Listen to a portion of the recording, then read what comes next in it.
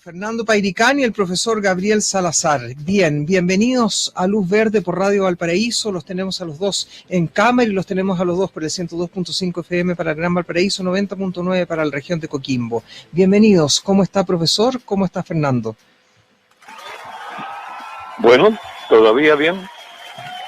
Todavía bien. Siempre el profesor dice todavía bien con este escenario. Actuando.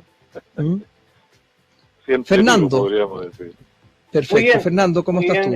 Saludarte y saludar al profesor Gabriel Salazar. Perfecto. Profesor, partamos con el profesor. Profesor, lo que ocurre en... los dos son profesores, pero partamos con el profesor Salazar.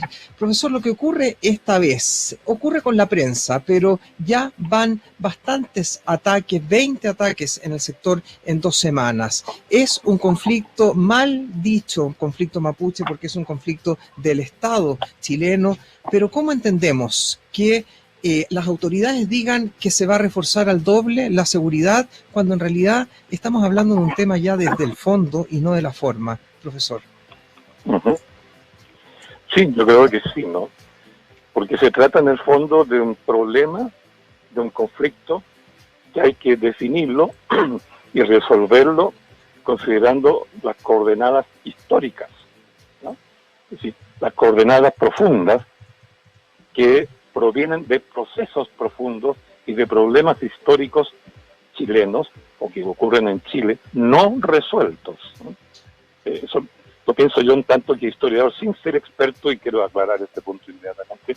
Yo no soy un experto estudioso del problema mapuche, ¿no? Que lo conozco por razones obvias, y no me he atrevido a profundizar porque no conozco el idioma. Sin conocer el idioma bien, es muy difícil penetrar en profundidad en el conocimiento de un pueblo, como el pueblo mapuche, que realmente es un caso casi único en la historia mundial. Yo creo que el problema lo definen coordenadas históricas, ¿no?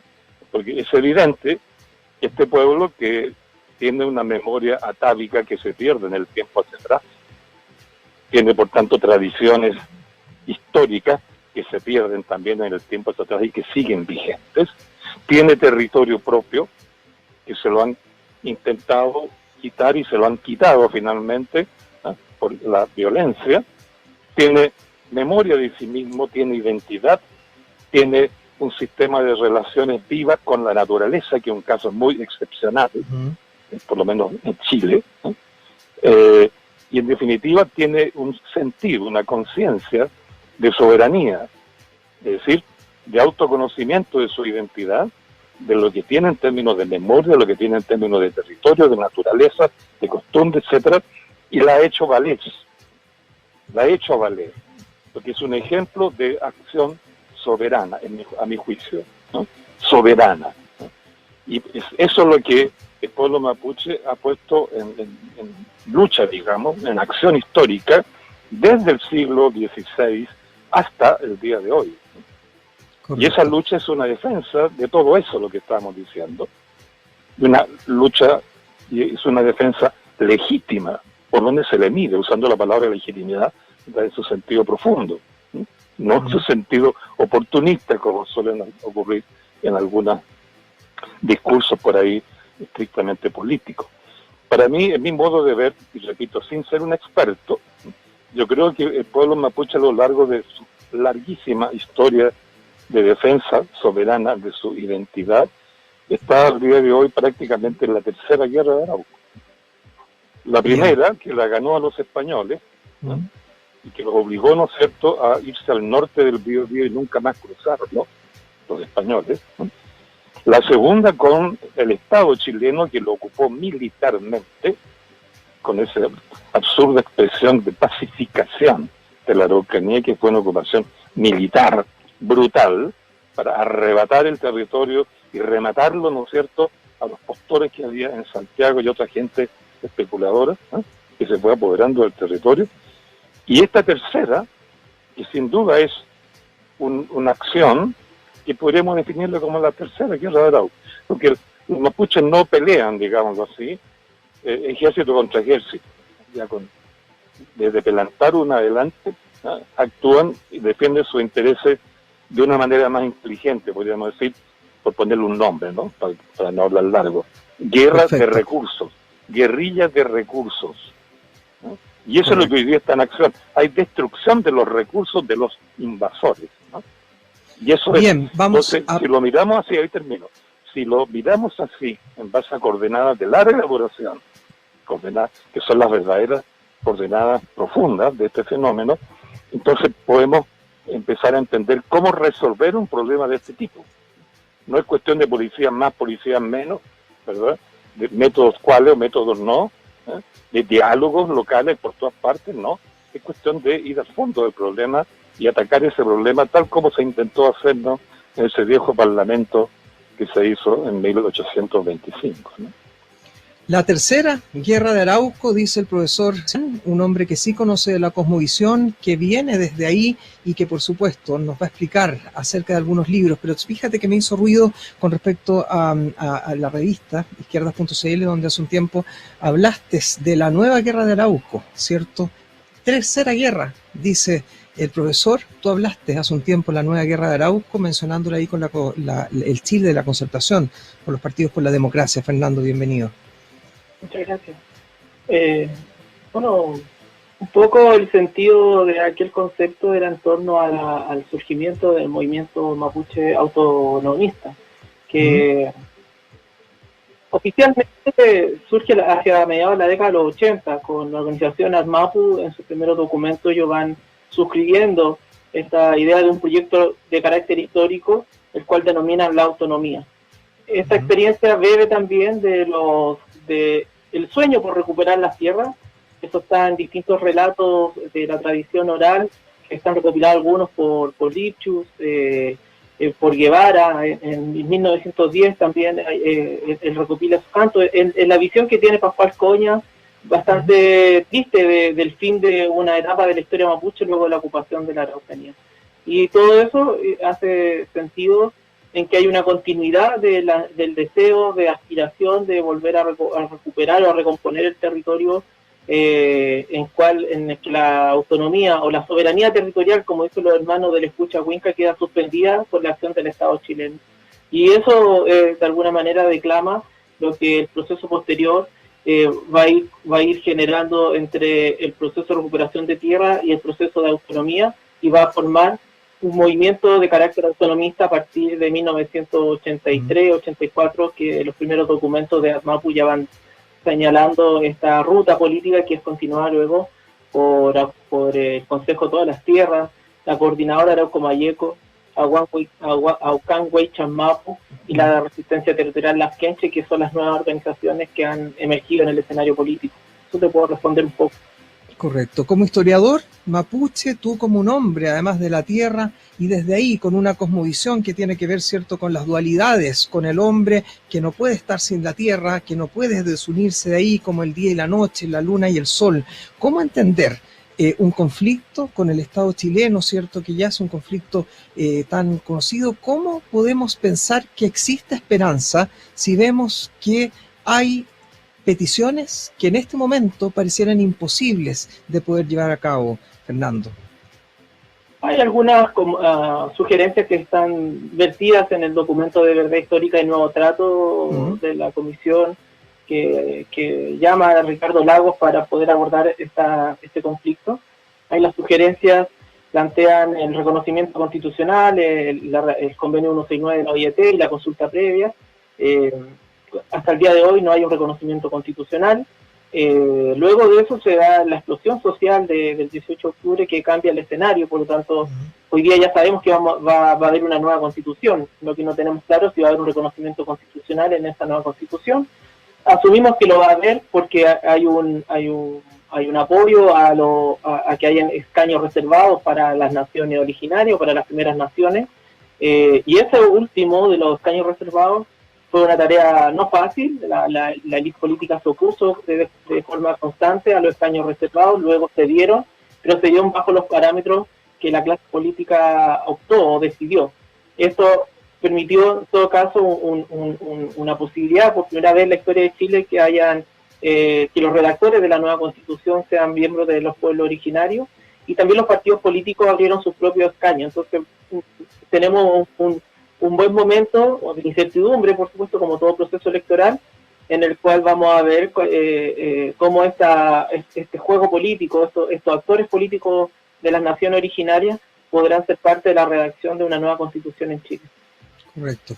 Profesor Salazar, Fernando, ¿cierto?, habla del 18 de octubre. El 18 de octubre para el estallido social y todo lo que vino, ¿cierto?, con la revuelta. Vimos banderas de colores, de la diversidad, de las diferencias, pero en su mayoría banderas, ¿cierto?, de el pueblo mapuche, y desde ahí hay una conciencia nacional. Ayer la élite política, ¿cierto?, reventó Twitter y las redes sociales dando el apoyo y dando soluciones. ¿Qué es lo que pasa entre esta brecha, entre la empatía del pueblo chileno, pero esta imposibilidad de avanzar con este conflicto que ya es un conflicto del Estado chileno más que un conflicto mapuche?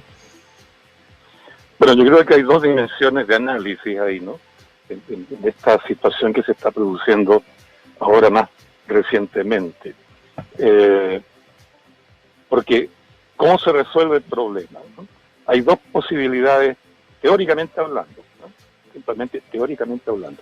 Uno, entre el Estado chileno, regido por constituciones, o por la Constitución de 1980, que entre paréntesis es ilegítima por su origen, ¿verdad? Y el pueblo mapuche, a través de los representantes o grupos de representantes que este pueblo pueda designar. Un entendimiento de ese tipo, ¿no? Del Estado con el pueblo mapuche, a sabiendas que el Estado está controlado por una clase política que obedece legalmente, podríamos decir, por no decir casi como una ficción, ¿no?, a la Constitución de 1980. Yo pienso que esa posibilidad de arreglo entre esos actores es difícil, si no imposible. Por ahí va a haber siempre un obstáculo, porque el Estado chileno y la clase política que lo controla, a su vez, está relacionado estrechamente con la oligarquía que yo llamo mercantil chilena, que es la que controla las grandes empresas madereras de la zona, ¿no?, de la Araucanía, por llamarlo así, ¿no? Entonces ahí no van a poder transar. Es muy difícil que el Estado chileno, la clase política civil chilena, que los intereses económicos que están detrás, ¿no?, de este Estado modelo neoliberal, vayan a soltar las grandes empresas madereras de la zona de la Araucanía y otras empresas menores que allí hay, ¿no? Porque habría que erradicar toda esa, voy a llamarla así, ¿no?, sin ser insolente, una costra invasiva, ¿no?, que se ha instalado en el corazón de una región que tenía un dueño natural, digamos, que es el pueblo mapuche, ¿no? La otra posibilidad es una alternativa 1. La alternativa 2 es que este problema, que se define por sus coordenadas históricas, la reserva el pueblo mapuche con sus representantes y el pueblo chileno con sus propios representantes. No digo el Estado con los mapuches, digo el pueblo chileno con el pueblo mapuche. Es una alternativa que me ha he tenido la posibilidad de conversar con varios líderes mapuche, ¿verdad?, dirigentes mapuche, especialmente, por lo menos lo que conversé por el año 2011, 2012, con algunos líderes del pueblo, de los pueblos lasquenchen, ¿no?, que precisamente conversábamos que es más fácil que nos entendamos de pueblo a pueblo que de Estado a pueblo. Estado neoliberal menos todavía, con el pueblo mapuche y tampoco del pueblo chileno. Entonces, ahora que el pueblo, digamos, criollo, ¿no?, llamado chileno, pero más criollo que chileno, que a su vez tiene por dentro el pueblo mestizo, del cual podríamos dar otro día, ¿no?, ha despertado, y en octubre en adelante está clarito demostrando que también siente la soberanía. Por algo usó las banderas mapuches, ¿no?, hay que explicárselo por ahí, no por casualidad, ¿no? Y este pueblo plantea la revisión profunda del armado normativo que sostiene el Estado neoliberal y el modelo neoliberal chileno. Entonces, de esa presión profunda es que se logró que los políticos, que son los que están definiendo y manejando y administrando esta alternativa que llaman de convención constitucional, aceptaran, ¿verdad?, unos poquitos asientos, digamos, dentro de la convención para los pueblos originarios, que le llaman, ¿no? Pero eso no conduce a ninguna parte, porque la Convención Constitucional no la va a controlar, no la está controlando el pueblo chileno, la están controlando los políticos chilenos, que no es lo mismo, no Claramente. es lo mismo. Entonces, ¿Qué? si el movimiento popular chileno logra en su momento, por las razones y medios que sean, organizar su propia asamblea constituyente como pueblo, no como representantes políticos, ahí puede darse una posibilidad de un parlamento, como el parlamento que citaba hace un rato del año 25, ¿no? De Tapigüe, ¿no? De pueblo a pueblo. Perfecto. Y allí ese compromiso no va a tener como cuestión central las empresas madereras, ni este enclave capitalista que se metió dentro de la región del pueblo mapuche. Yo por eso creo que es más posible que el movimiento profundo ciudadano que apunta a una asamblea popular constituyente legítima y estrictamente ciudadano llegue a una conversación seria, real, con el pueblo mapuche para resolver sus problemas, que estos diálogos puntuales que el intendente aquí, que el ministro de allá, que el delegado cuánto, ¿no? Trata de hacer, llevando detrás, claro, los detectives, la policía, los y quieren arrasar también al ejército. Es muy improbable que haya una solución. Perfecto.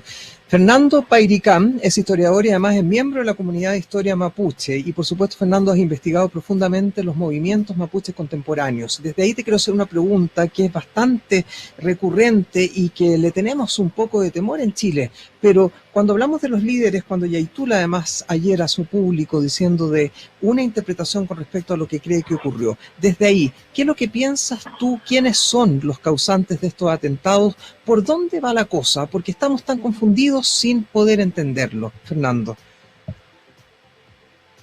No sé quiénes son los actores del hecho que sucedió. Lo que sí puedo decir para contribuir a la conversación es que hay más organizaciones rupturistas a la autodeterminación, como yo lo denomino en mi libro Malón, a partir de la huelga del año 2010, en que trabaja y es parte Yaitul de ella. Hay una decisión de parte de un sector de su organización, como ellos mismos lo van dando cuenta, que van a formar nuevas organizaciones de carácter autonomista. Eso lo planteas tú claramente en el libro, ¿cierto, Malón? Y que tiene que ver con aquello, ¿cierto? Esta autodeterminación, estas organizaciones autonomistas. ¿Cómo ves tú desde ahí y desde ese análisis con respecto a tu libro el futuro de esto? Bueno, primero yo lo que te quiero plantear es que, según y siguiendo lo que plantea Héctor Yaitul en su entrevista, es claro que el movimiento mapuche hoy día rupturista ya no tiene la hegemonía de la coordinadora Euco Mayeco, por lo tanto hay otros tipos de organizaciones que están debatiendo o que están jugando en ese escenario por una mayor hegemonía. El Huaychafe como actor político relevante es algo que la organización NACAM lo reivindicó y lo puso como autoridad tradicional, y las otras organizaciones también lo han tomado. Entonces, hoy día este actor político también asume un escenario en el cual se dan estos hechos. Entonces, lo que te quiero plantear es que hay una complejidad hoy día de mayores organizaciones rupturistas, y en el cual ven que posiblemente una forma de ejercer el control territorial son la emboscada o el sabotaje político. Algo me queda claro de esto, y es que existen hoy día mayores organizaciones de carácter autonomista o rupturista, y que ya Héctor Yaitul parece que ya no es el dirigente que lo lograba cohesionar, y por ende tampoco lo que habla de los nuevos desafíos que se abren en este conflicto mapuche. Ya parece que hay más interlocutores en este escenario en el que estamos suscritos, ¿no? Yo te quiero preguntar también ahí con respecto a la autodeterminación. Dijiste hace un tiempo que es el derecho más importante para la nación mapuche, y desde ahí también planteabas que una asamblea plurinacional no resuelve las demandas, pero sí permitiría avanzar. ¿Cómo ves la posibilidad de una nueva constitución con un Estado plurinacional, y desde ahí se puede avanzar con este conflicto del Estado chileno y el pueblo mapuche? ¿Y cómo avanzamos hacia aquello, Fernando? La plurinacionalidad es un concepto que permite incorporar a las naciones originarias que hoy día están en Chile. No solamente a la mapuche, sino al resto de los pueblos originarios que cohabitan en un mismo territorio. Permite crear políticas públicas que puedan de alguna manera favorecer un desarrollo integral en Chile de los recursos económicos, de la protección de la naturaleza y de revertir el racismo sobre los pueblos originarios, ¿no? Esta fórmula que se está debatiendo en la década de los 80 y de la cual es parte del movimiento mapuche de Atmapu, que están en el exilio o viajan a estos congresos internacionales, se va a denotar luego en Ecuador, en donde ellos van a sostener, entre otras cosas, el derecho a la naturaleza, que es algo que todos los candidatos al proceso constituyente mapuche, por lo menos yo se lo he leído en sus programas, que la naturaleza es sujeta de derecho y por lo tanto debe haber una forma de poder generar políticas públicas que permitan la renovación de la misma para poder mantener entre una parte la sustentabilidad y lo otro perpetuar o fortalecer la soberanía alimentaria de la población que vive en Chile. Entonces, creo que ese debate me parece muy interesante, que es lo que están dando los candidatos constituyentes, y que también el movimiento mapuche rupturista lo plantea en la perspectiva del control territorial, que justamente también es control territorial es para la renovación de la tierra y de alguna manera evitar su degradación, ya sea por las plantaciones forestales o por el uso excesivo de los recursos del mar por las pesqueras que están en la zona lasquenche del territorio mapuche. Tal punto, y con lo que cierro, que los lasquenches lograron crear una ley de protección del ecosistema, ¿no?, sobre las 200 millas marítimas, en la cual permite que los lasquenches puedan, y todas las naciones originarias que son costeras, desde la zona más austral a la zona de Arica, puedan tener una normativa que proteja los recursos y la biodiversidad de ese territorio como parte de lo que los rabaní denominan el mar y territorio para referirse al mar. Correcto. Profesor Gabriel Salazar, se nos va acabando el tiempo, pero quiero hacer una última ronda para los dos. Usted ha insistido con respecto al pueblo mestizo, del que nadie habla, que sufre un daño transgeneracional. ¿Hay esperanza con respecto a este tema? ¿Qué es lo que nos sucede? ¿Qué es lo que hay que poner? ¿Falta de empatía? ¿Qué otros actores deberían sumarse para que no sigamos hablando desde la prensa, tanto desde la información como de este ataque que se sufrió desde adentro? Bueno, sí, es un gran tema, pienso yo, porque a diferencia del pueblo mapuche, que conocemos su historia, y hay varios historiadores ahora mapuche, huaupifes, ¿no?, que están profundizando desde abajo y desde adentro hacia afuera la historia de este pueblo. Podemos felicitando que tenemos historiadores mapuche que nos cuentan ellos ahora su historia. En cambio, el pueblo mestizo no tiene historiador. No está escrita la historia del pueblo mestizo. No se reconoce siquiera la existencia de un pueblo mestizo. No hay una sociología de ese pueblo, ni una historia. Entonces es un gran desconocido. Y sin embargo, desde el siglo XVII, de acuerdo a todos los estudios que se han hecho, los mestizos siempre coparon aproximadamente los 2/3, casi el 60% de los habitantes de la población chilena, ¿no? 2/3. Incluso hace poco tiempo, en 2017, un estudio de la Universidad de Chile demostró, está basado en estudios de la sangre, la composición de la sangre chilena, ¿no? Demostró, no voy a entrar en detalle aquí, demostró que entre el 52 y 53% de los chilenos tienen sangre de origen mapuche, y por tanto son mestizos, ¿no?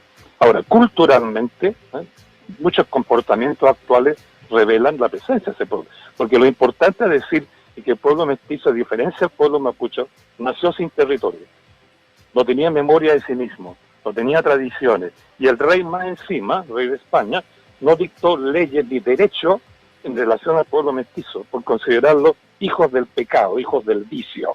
Y como la ley es virtuosa, no podría dictar ley a propósito del vicio derramado por el continente entero, ¿no?, y particularmente en Chile.